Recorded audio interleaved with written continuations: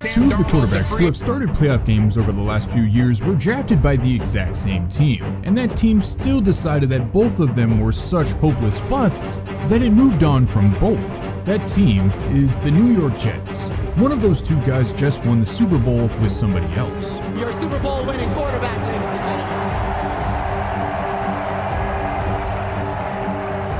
The other one became a two-time Pro Bowler with someone else. The Jets looked at both of them, saw garbage, and shipped them both out of town. So let me ask you the only question that actually matters here. Is anybody in the league actually good at picking quarterbacks? Or is the single most important, most expensive decision in all of pro sports basically a coin flip that everyone else is pretending is a strategy? Because I did something. I took every big quarterback bet of the last 5 years and I dropped each one into two different piles. It worked, or it didn't. And by the end, what's sitting at the bottom of the second pile should genuinely scare whatever team you root for. You see, to get why this is so broken, you have to start with a pile that makes everybody feel good. Let's build the "it worked" pile first, because it's the fun one. Matthew Stafford, 12 years in Detroit, a rocket for an arm, and the month of January might as well have been a rumor to him. The Los Angeles Rams traded for him in 2021, and he won the Super Bowl there in his very first year. Then last season, at 37 years old, an age where most quarterbacks are shopping for reading glasses, Stafford won the MVP. He led the entire NFL with 4,707 yards and 46 touchdowns. And at one point, he threw 28 straight touchdowns without a single interception, which is a real record and is also just openly showing off. Appreciate you guys. Thank you very much. Then there's Seattle, who are basically running a lab. They took Geno Smith, the same Jets cast-off, and turned him into a two-time Pro Bowler. They got bored of that miracle, traded him away for a pick, and immediately did the whole thing over again with Sam Darnold, who went 14-3 and won the whole tournament. So that's 3 total right there in the worked pile. I mean, any competent front office can just do this, right? Hold that exact thought because it's a trap, and we're absolutely coming back to it. Quick detour first, because sometimes a quarterback bet doesn't always blow up. It just gets expensive and fine.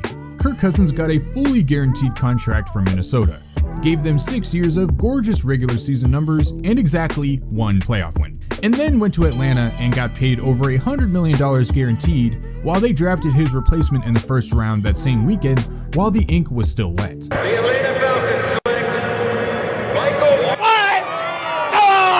Baker Mayfield, number 1 overall pick. Flamed out in Cleveland, got passed around like, I don't know, something bad that you don't want to pass around, then gave Tampa 2 division titles and a couple of quick handshakes in the wildcard round. Both of those technically go in the worked pile, I guess. While they weren't disasters, they weren't what the teams really wanted. They're paying a small fortune for a guy who makes you competitive, but then hands you nothing from January and onward. Put a pin in the word competitive because competitive is the exact drug that makes teams do genuinely insane things. Which brings us to the big pile, the didn't work pile. And I need you to watch how fast this thing starts to fill up. Russell Wilson.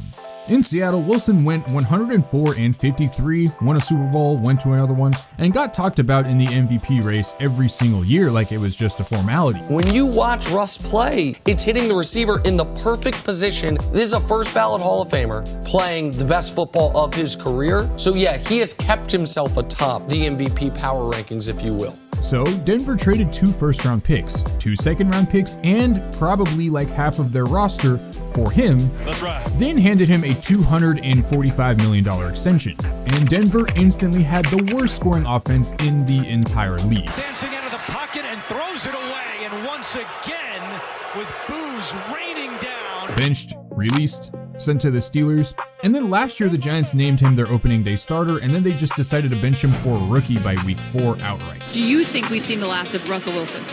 Honestly, I hope we have. I don't know. So I agree. I agree. Since Russell has left Seattle, he has gone 17-27 as a starter.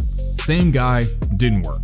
Aaron Rodgers. And look, some of you guys are already typing, Chandler, come on, the man's a 4-time MVP, you can't just put him in the failure pile. Look, I hear you, I get it, he's old and all of that. But at the same time, the Jets bet their entire franchise on him, and he tore his Achilles 4 snaps into the experiment. And now Rodgers sits down. And then last year in Pittsburgh, the absolute best a 4-time MVP could give you was a single division title and a 30-6 playoff beatdown where he threw a pick 6 and fumbled another one. So that's the whole point of being out there, right? They could have called hit to the head. when a first ballot Hall of Famer is your quarterback and that is the ceiling, that's not a success story. That's a letdown, with a famous name stapled on top of it. And the cleanest example of all, Geno Smith again. Last year, the Raiders traded a pick for him and hired Pete Carroll, the same exact coach who supposedly fixed Geno in Seattle in the first place. Same player, same coach, should be a cheat code, should be guaranteed competency, 6, 7, 8 wins. They went 3-14 and Geno threw a league worst 17 interceptions. Same guy, same coach, different building, completely opposite planet in terms of results. And honestly, I'm being nice stopping there because the pile just doesn't stop. The Dolphins took Tua one pick before the Chargers took Herbert, and people are still yelling about that one. The Panthers traded a literal mountain of picks and their best receiver to move up for #1 big body Bryce Young, while the quarterback taken right behind him turned into a star overnight in Houston. The Falcons have been checking quarterbacks at the wall since Matt Ryan left, and they've hit nothing but wall. I mean, Desmond Ridder, Marcus Mariota, and so far Penix isn't working either. I could honestly do this for another hour because most teams in the NFL end up falling in this pile. It's an avalanche. But the single most damning thing in that entire avalanche is something that we have to go back to. Let's go back to Sam Darnold one last time. The Vikings had him. In 2024, he went 14-3, made the Pro Bowl, won Most Improved Player of the League, and they looked at a 14-win quarterback and decided, nah, we'd rather roll with the rookie, who had already missed his whole first season due to injury, and really never had that much talent to begin with. If we're being honest, JJ McCarthy in college wasn't even all that good. His team carried him to that national championship. But either way, they decided to let Darnold walk. Then that rookie got hurt again, and the Vikings were relegated to starting Carson Wentz in football games in 2025. Meanwhile, like we said, Darnold signs in Seattle, goes 14-3 again for the second time, and wins the Super Bowl. Fake to him. Darnold to the end zone. Barber's got a touchdown. Minnesota looked at him and saw a problem to get rid of.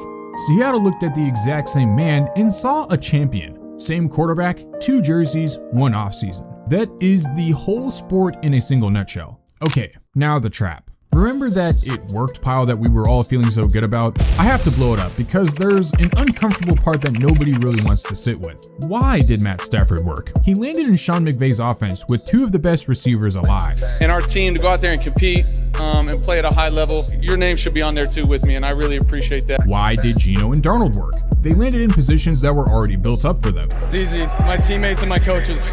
Especially Sam Darnold walking into a situation with a ready-made defense. No matter what Sam Darnold really did, as long as he wasn't garbage, the defense was going to be able to carry him through some games. Strip it down and most of the, quote, worked pile isn't a front office just being brilliant. It's a decent to pretty good quarterback getting lucky enough to fall backwards into a competent building. So the coaching and the players around him are a huge factor in whether or not the success actually happens. So for front offices, it's not necessarily the skill of picking a great quarterback. It's the skill of building the infrastructure around them to eventually land a quarterback and hope that it ends up working out. But now that leaves us with the question, which teams actually provably know what they're doing in terms of just pure quarterback selection from a talent perspective? Because we know the Rams did it once and we know the Seahawks have done it twice. But there is one franchise that we can't really argue with right now: Green Bay. Since 1992, the Packers have basically started 3 quarterbacks. 3. In 30 years. Favre was a backup in Atlanta that they didn't want. Then Rodgers was drafted 24th overall and left to marinate on the bench for 3 full years. And then Jordan Love, which was drafted 26th, also sat 3 years, and then last season had the best year of his entire career. And then when Jordan Love got hurt, they plugged in Malik Willis, didn't miss a beat, and he led the entire league in passer rating. A guy who Tennessee gave away for a 7th round draft pick. You see the point I'm making? Now some of you are halfway through typing, "What about Mahomes?" Well, you just made my point for me. Kansas City drafted Mahomes and sat him for a full year behind Alex Smith. They didn't just go to the store, they built him in-house somewhat. That's the whole thing right there. The competent teams grow their quarterbacks.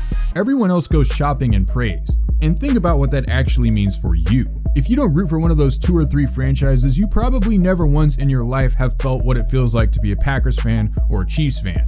No matter what, the quarterback under center for them seems to always be pretty good. Alex Smith to Mahomes, Aaron Rodgers to Jordan Love, and to be fair, it's not flawless. These guys aren't just hoisting trophies every single year, But compare that to a team like the Browns, which seems to have been in purgatory for the last 25 plus years. And that's the part that should really keep you up at night. In the last 25 years, there has actually only been one quarterback who was undeniably portable magic. A guy who, no matter where you plugged him in at, would hoist a trophy for you. Tom Brady won 6 championships in New England, and when everybody spent 2 straight decades screaming that it was really the coaching staff the entire time, he walked into Tampa Bay and won his 7th in his first year, purely ending the argument. One guy in a quarter century, that's it. That's how rare it is to actually find a franchise quarterback that you can just go acquire. And yet every single March, 31 front offices line up like they're about to walk into the store and find the next Mahomes or Brady just sitting there on the shelf. So here's the reframe, and it's not a hot take, it's just the math.